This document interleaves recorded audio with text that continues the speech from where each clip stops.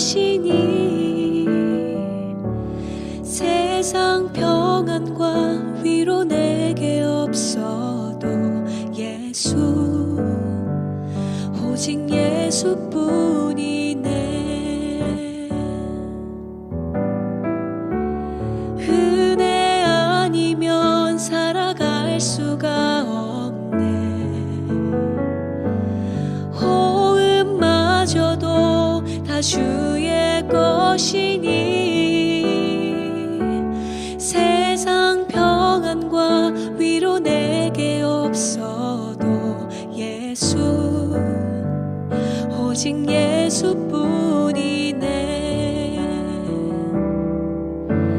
크신 계획 나 볼 수도 없고 작은 고난에 지쳐도 주께 묶인 나의 모든 삶 버티고 견디게 하시네. 은혜 아니면 살아갈 수가 없네. 나의 모든 것 다 주께 맡기니 참된 평안과 위로 내게 주신 주 예수, 오직 예수뿐이네.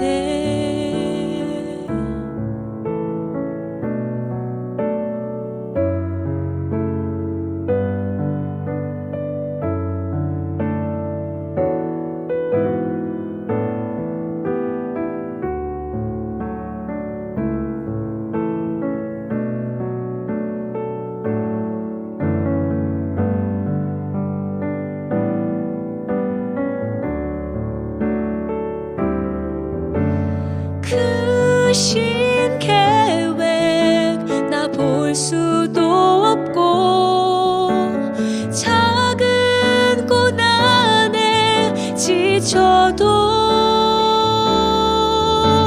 주께 묶인 나의 모든 삶 버티고 견디게 하시네.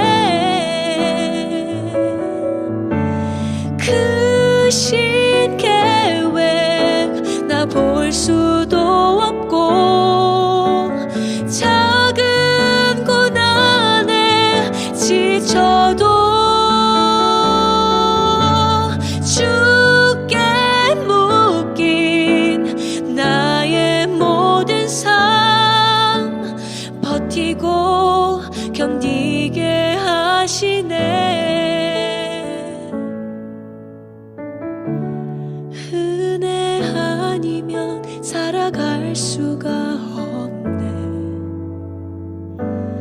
나의 모든 것 다 주께 맡기니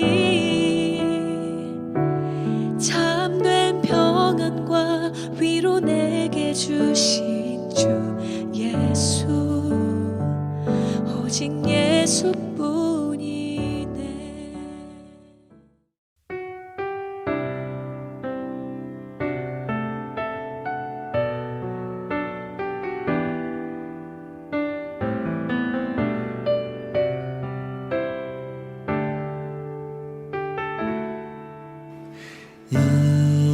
이곳에 생명샘 솟아나 눈물고 짝 지나갈 때에 머잖아 열매 맺히고 웃음소리 넘쳐나리라.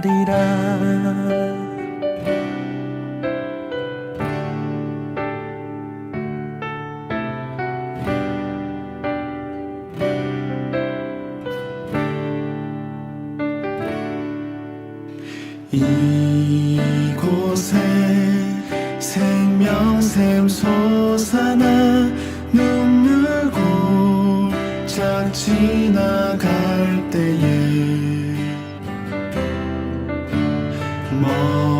머잖아 열매 맺히고 웃음소리 넘쳐나리라.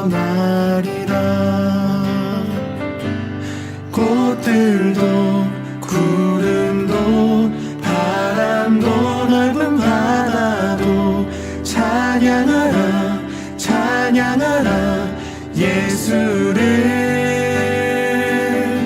하늘을 울리며 노래해 나의 영혼아.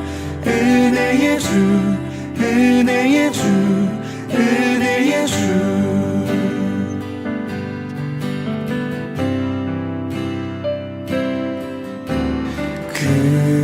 그날에 하늘이 열리고 모든 이가 보게 되리라.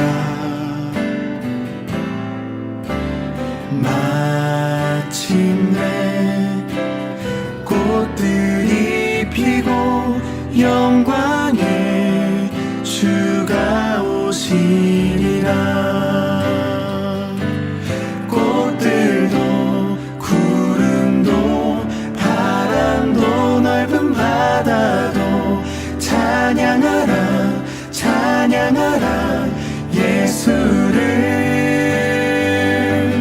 하늘을 울리며 노래해 나의 영혼아.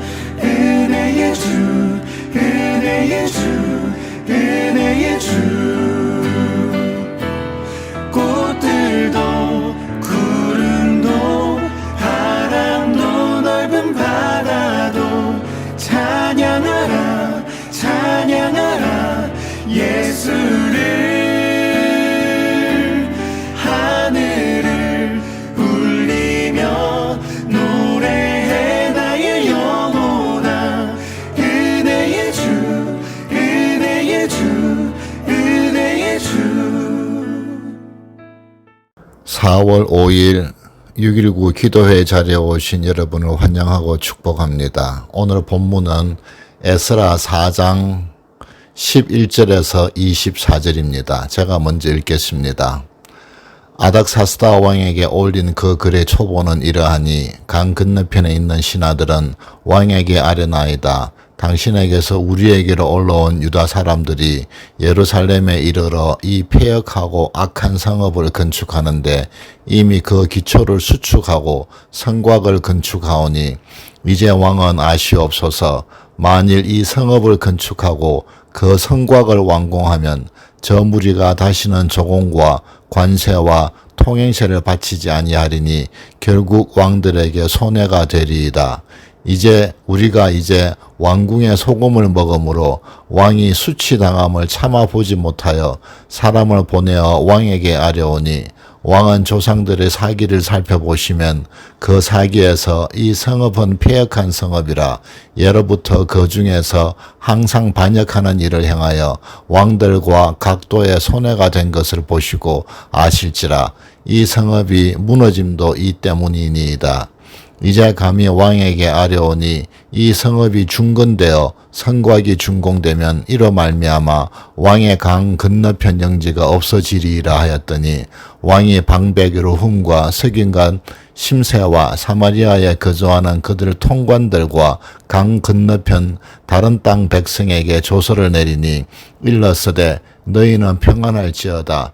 너희가 올린 글을 내 앞에서 낭독시키고 명령하여 살펴보니 과연 이 성읍이 예로부터 왕들을 거역하며 그 중에서 항상 폐역하고 반역하는 일을 행하였으며 옛적에는 예루살렘을 다스리는 큰 군왕들이 있어서 강 건너편 모든 땅이 그들에게 조공과 관세와 통행세를 다 바쳤도다.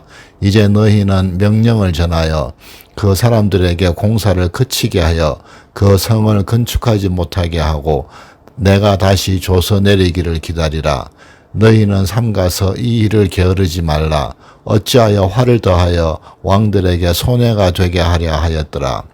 아닥사스다 왕의 조서 초본이 르훔과 서기관 심세와 그의 동료 앞에서 낭독되매 그들이 예루살렘으로 급히 가서 유다 사람들을 보고 권력을 억제하여 그 공사를 그치게 하니 이에 예루살렘에서 하나님의 성전 공사가 바사 왕 다리오 제2년까지 중단되니라. 아멘.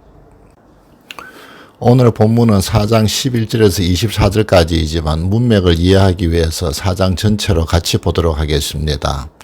4장의 내용은 총독 스룹바벨과 돌아온 이스라엘 민족이 성전을 건축하려는데 그 땅에 있던 거민들이 성전 건축을 방해해서 3장에서 시작된 성전 건축이 20여 년이 지나서 24절에 나오는 것처럼 다리오 왕 2년에 비로소 다시 시작이 되어서 완공이 된다고 하는 것을 우리가 볼 수 있습니다. 4장 1절을 보시면은 유다와 베냐민의 대적, 또 4절에는 그 땅 백성이라고 되어 있는데 이 사람들은 이스라엘 민족이 바벨론 포수에서 돌아오기 180년 전에 북왕국 이스라엘이 멸망할 때부터 북왕국 이스라엘이 아수르에 멸망되고 나서 아수르 왕이 이주를 시켰던 사람들을 지칭을 합니다. 훗날 이 사람들은 사마리아 사람들이라고 불리게 되는데 이 사람들은 오랜 시간 동안 이방신들과 여러 신들을 섬기면서 살던 호남 민족이었고 또 자신들의 거주지를 지키기 위해서 이스라엘 민족과 충돌이 생기고 또 관리들에게 뇌물까지 주면서 성전 건축을 방해하였던 것을 본문은 기록하고 있습니다. 본문은 6절에서부터 23절까지 대적이 된 거류민들의 방해가 사실은 성전 건축에 마치고 난 이후의 이야기이므로 시기적으로는 연속이 되는 사건이 아닙니다. 그냥 그대로 본문을 읽으면 약간 헷갈릴 수 있습니다. 그래서 본문을 시간적으로 다시 연결하면 5절에서 바로 24절로 연결이 되어야 합니다. 즉 5절에 바사왕 고레스의 시대부터 바사왕 다리오가 즉위할 때까지 관리들에게 뇌물을 주어 그 계획을 막았으며 그리고 뛰어서 24절 이에 예루살렘에서 하나님의 성전 공사가 바사왕 다리오 제2년까지 중단되니라 라고 이어져야 합니다. 왜냐하면은 성전 건축이 중단된 시기는 고레스 왕 4년 BC 536년부터 다리오 왕 즉위 2년, 즉 BC 522년, 즉 16년 동안입니다. 정확한 연도는 추석에 따라 약간의 차이가 있는데 그렇게 시기적으로 보시면 됩니다. 그런데 6절에서 24절 내용에서 보면은 6절 아하수에로는 에스더를 왕비로 맞은 왕인데 그의 제위 기간은 BC 485년에서 464년입니다. 그리고 또 7절에 아닥사스다 왕은 아하수에로 왕의 아들로서 BC 464년에서 424년까지 제위했던 것으로 기록되어 있습니다. 그러니까 이들은 서기 500년 초에 성전 건축이 끝난 다리오 왕 이후의 왕들이고 이렇게 기록된 이유는 기존의 거민들이 악랄한 방해와 해방을 강조하기 위하여서 붙여서 기록한 것으로 볼 수 있겠습니다.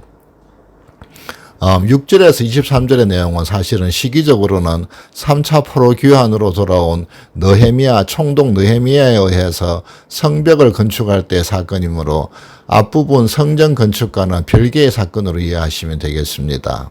그리고 또 14절에 왕궁에 소금을 먹는다는 표현이 있는데 당시는 소금이 굉장히 귀한 것이었기 때문에 관용적으로 소금을 제공하는 사람에게 맹세나 충성을 다한다는 것으로 다한다는 것으로 이해하시면 될 것 같습니다. 이스라엘 민족이 마침내 바벨론에서 시작된 포로 생활이 바사 왕국까지 이어지다가 비로소 유대 땅으로 돌아와서 그들의 신앙의 열정을 회복하고자 성전 건축을 하려고 하지만 생각지 못한 거류민들과의 갈등과 고난을 본문은 기록하고 있습니다. 어떻게 보면은 본국으로 돌아온 이스라엘 민족은 여호와 하나님을 향한 뜨거운 신앙이 있었기에 돌아온 사람들이 아닌가 싶습니다. 바빌론이나 페르시아 즉 바사는 당시에는 굉장히 발달한 문명을 가진 나라였습니다.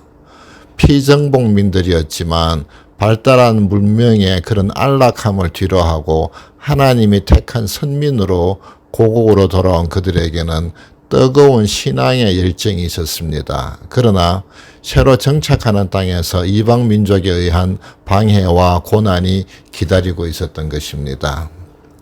하나님을 섬기려는 믿음 가운데서도 만나는 고난과 어려움을 기록한 본문을 보면서 우리는 어떻게 이런 고난을 통하여서 하나님이 우리에게 주시려고 하는 교훈을 같이 나누어 보도록 하겠습니다.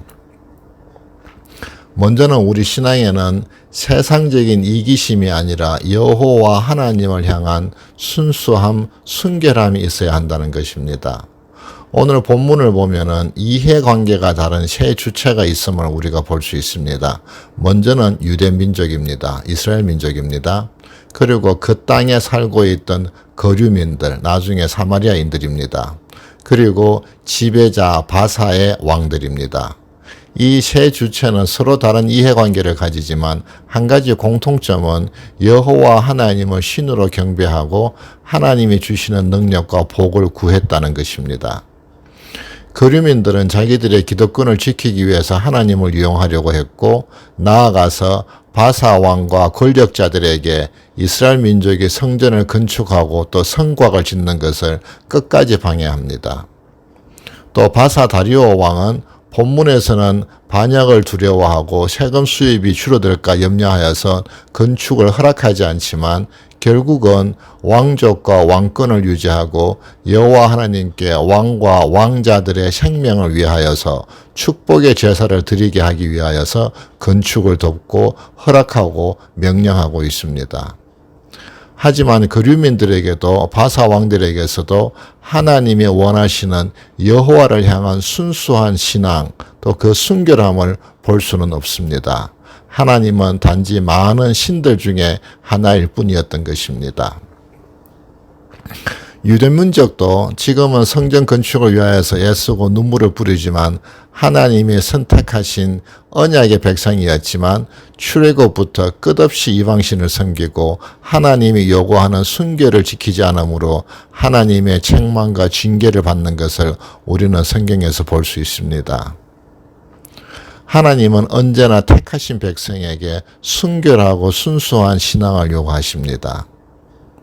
오늘 본문은 아니지만 에스라서 후반부에서 보면은 이스라엘 백성과 유대의 지도자적인 위치에 있는 많은 사람들도 이방인들과 혼인한 것을 에스라가 나중에 알고 그 이방인들을 내보내고 또 회개하는 내용이 나옵니다. 우리가 잘못할 수도 있지만 하나님은 그렇게 하나님 앞에서 회개하고 순수한 신앙을 회복하려고 애쓸 때 하나님은 그들을 회복시키시고 도우시는 것을 우리는 볼 수 있습니다. 두 번째는 신앙의 순수함을 회복하기 위하여서 우리는 우리 목에 곧은 힘을 빼야 한다는 것입니다. 표현이 어떤지는 제가 모르겠지만 저는 운동 중에서 골프를 가장 좋아합니다. 골프를 배울 때 가장 먼저 듣는 골프 스윙의 기본은 어깨에 힘을 빼고 클럽 헤드의 무게로 스윙을 하라는 것입니다. 언뜻 생각하면은 작대기 같은 클럽으로 공을 멀리 세게 치려면은 당연히 힘을 주고 세게 휘둘려야 될 것 같지만 오히려 어깨에 힘을 빼고 클럽의 무게로 스윙을 해야 공은 제대로 맞고 일관성 있게 멀리 가게 됩니다. 우리가 물맷돌을 던질 때 팔에 힘을 빼고 그 돌의 무게로 휘둘러서 스윙을 해야지 그 물맷돌이 멀리 가는 것과 비슷합니다. 아마 다윗은 이런 골프 스윙의 원리를 잘 알아서 물맷돌을 잘 던지지 않았는지 모르겠습니다. 문제는 이렇게 어깨에 힘을 빼는 것이 정말 쉽지 않다는 것입니다. 골프는 홀컵이라는 구멍에 공을 넣는 단순한 운동이지만 홀에 따라서 거리가 다르고 좀 먼 거리의 홀에서 티샷을 하려고 하면은 여지없이 어깨에 힘이 들어가서 스윙을 망치는 경우가 많습니다. 저도 골프를 시작한 지 꽤 오래되었지만 여전히 어깨에 힘을 빼고 스윙하는 것이 참 쉽지 않습니다. 어쩌면은 저는 저의 신앙생활이 이와 비슷하다는 생각이 듭니다.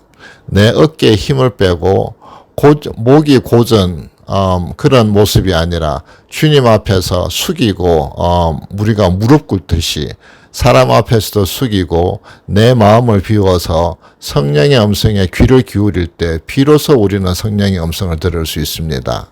그런데 늘 먼저 나의 모습이 먼저 나서는 것을 저는 봅니다.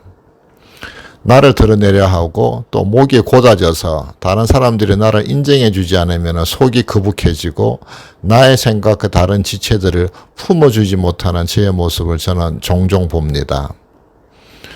예배나 모임에서 또 기도를 할 때도 주님께 드리는 기도가 되기보다는 사람들을 의식하는 기도가 되기도 하고 제가 또 행하는 많은 일들이 주님의 마음에 합한 것인지 주님께 먼저 물어보기보다 세상적인 유익과 계산을 따라서 행하는 제 모습을 저는 압니다. 주님이 십자가에 돌아가시기 전에 겟세마네 동산에서 주님의 뜻보다 아버지의 뜻을 따르기 위하여서 기도하셨고 또 사도 바울은 그리스도의 사랑이 나를 강권함을 알았기 때문에 순교의 자리에 설 수 있었던 것을 우리는 성경에서 볼 수 있습니다. 우리가 하나님의 자녀라면 신앙에서 하나님이 나에게 주는 어떤 유익과 즐거움을 구하는 것이 아니라 주님은 여호와 하나님은 나를 지으신 분, 그분의 존재만으로 인해서 우리가 자족할 수 있는 그런 믿음이 참 귀하다는 생각이 듭니다. 내 어깨에 힘을 빼고 주님이 내 마음을 채우시도록 의식적으로 날마다 우리는 구해야 합니다. 우리가 그런 믿음을 가질 때 우리는 비로소 하나님이 주시는 순결한 믿음으로 좁은 문으로 난 길을 걸어갈 수 있고 주님은 그런 우리의 부족함과 연약함을 도우십니다. 그렇게 주님이 이끄시는 믿음의 길을 걸을 때 비로소 우리는 세상에 주지 못하는 평강과 감사와 은혜가 그 길에 있음을 알게 되고 그 은혜와 감사는 세상의 것들과 비교할 수 없는 것임을 주님은 우리에게 가르쳐 주십니다. 오늘도 그런 주님의 은혜와 복을 누리면서 내가 지금 어떤 상황에 있든지 주님께 감사하며 그 은혜를 누리는 우리 모두가 되시기를 주님의 이름으로 축복하며 기원합니다. 세 가지 기도 제목을 나누고 같이 기도하시겠습니다. 오는 주일은 주님이 나귀를 타고 예루살렘에 입성하신 종려주일입니다. 세상의 빛으로 오신 주님을 기억하면서 이 땅에도 갈등과 분쟁이 물러나고 평화가 임하도록 같이 기도하겠습니다. 아직 우크라이나에는 전쟁이 끝나지 않았고 코로나는 아직도 한국과 우리 주변에서 많은 이들을 힘들게 하고 있습니다. 또 힘든 사역을 감당하시는 우리 선교사님들, 어려움 중에서도 서로 돌아보고 주님의 은혜로 회복되어질 수 있도록 같이 기도해 주시기 바랍니다.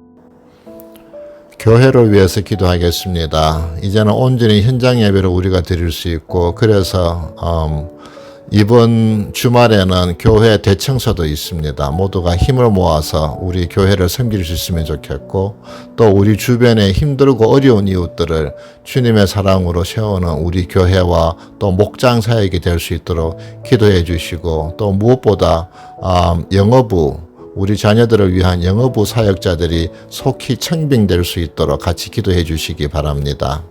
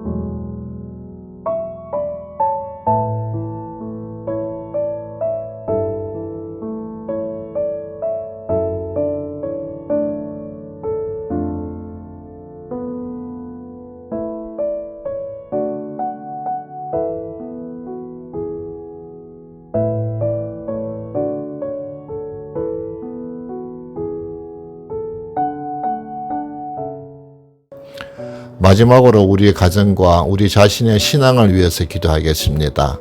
우리 자녀들이 믿음 안에서 주님께 쓰임받는 귀한 믿음의 자녀로 성장하도록 기도해 주시고, 또 우리 자신도 말씀에서 우리가 배운 것 같이 순결한 믿음으로 빛의 자녀로 그리스도의 향기로 오늘 하루를 살아갈 수 있는 은혜를 구하면서 같이 기도하시겠습니다.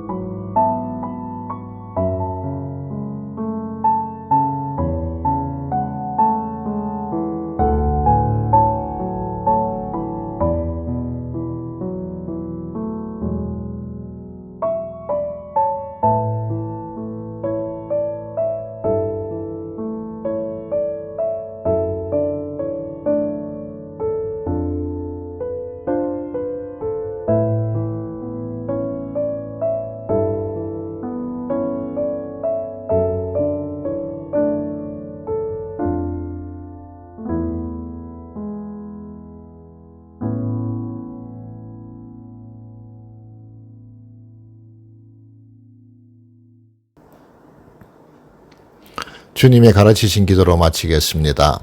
하늘에 계신 우리 아버지여, 이름이 거룩히 여김을 받으시오며 나라가 임하시오며 뜻이 하늘에서 이루어진 것 같이 이 땅에서도 이루어지이다. 오늘 우리에게 일용할 양식을 주시옵고 우리가 우리에게 죄 지은 자라 사하여 준 것 같이 우리의 죄를 사하여 주시옵고 우리를 시험에 들게 하지 마시옵고 다만 악에서 구하시옵소서. 나라와 근세와 영광이 아버지께 영원히 있사옵나이다. 아멘.